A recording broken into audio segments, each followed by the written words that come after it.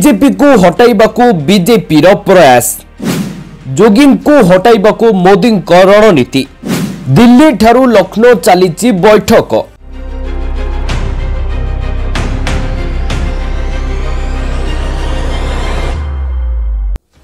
2024 लोकसभा निर्वाचन फलाफल पर एबे उपनिर्वाचन को नहीं चिंतार बीजेपी कारण एथर लोकसभा निर्वाचन में उत्तर प्रदेश रे बीजेपी भल प्रदर्शन कर पारि नथिला। तेणु एहाकू नहीं यूपी राजनीति रे अस्थिरता जारी रही। दिल्ली ठारू लखनऊ पर्यंत विभिन्न समय रे बीजेपी शीर्ष नेतृत्व माने राज्यर वरिष्ठ नेता मानक सह बैठक करुथिबा देखिबाकू मिलुछि। कुआजाउछि एथर निर्वाचन रे यूपी बीजेपी रे बड़ परिवर्तन होई पारे। सेपरी बीजेपी जातीय सभापति जेपी नड्डा यूपीर डेप्यूटी सीएम केशव मौर्य को दिल्ली डाकिथिले।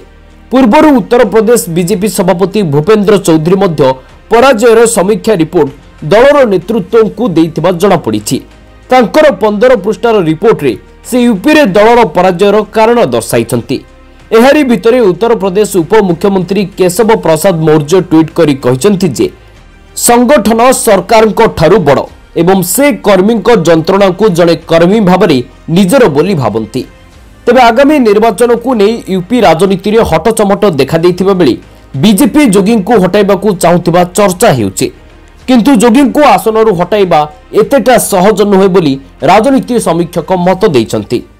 जदि योगी आदित्यनाथ देहरे हाथ मारिबाकू अमित शाह गोष्ठी चेष्टा करिवे बा गुजरात लबी चेष्टा करिवे ताले योगी आदित्यनाथ केन्द्र रे मोदी सरकार रो पत्ता सफा करदेवे।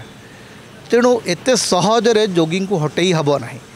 सेपटे आगो को यूपी रे 10टी आसन पाई उपनिर्वाचन उपरी बीजेपी ध्यान देउछि।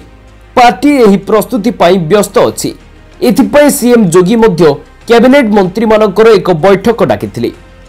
काहाकू एही विधानसभा निर्वाचन मंडली रो दायित्व देबे एथिरे उपनिर्वाचन पाई प्रस्तुति उपरे आलोचना करा जायथिला। जदि आमे देखिबा 2019 निर्वाचन रे यूपी रे बीजेपी 62टी आसन जीतिथिबा बेले 2024 रे मात्र 33टी आसन पाइछि। अन्य पटे समाजवादी पार्टी 37टी सीट दखल करिछि। एही फलाफल परे सीएम जोगी को टार्गेट करा जाउथिबार देखिबाकू मिलिछि। भुवनेश्वरରୁ कैमरा पर्सन देवाशीष को सह बबिता दिनांक टीवी।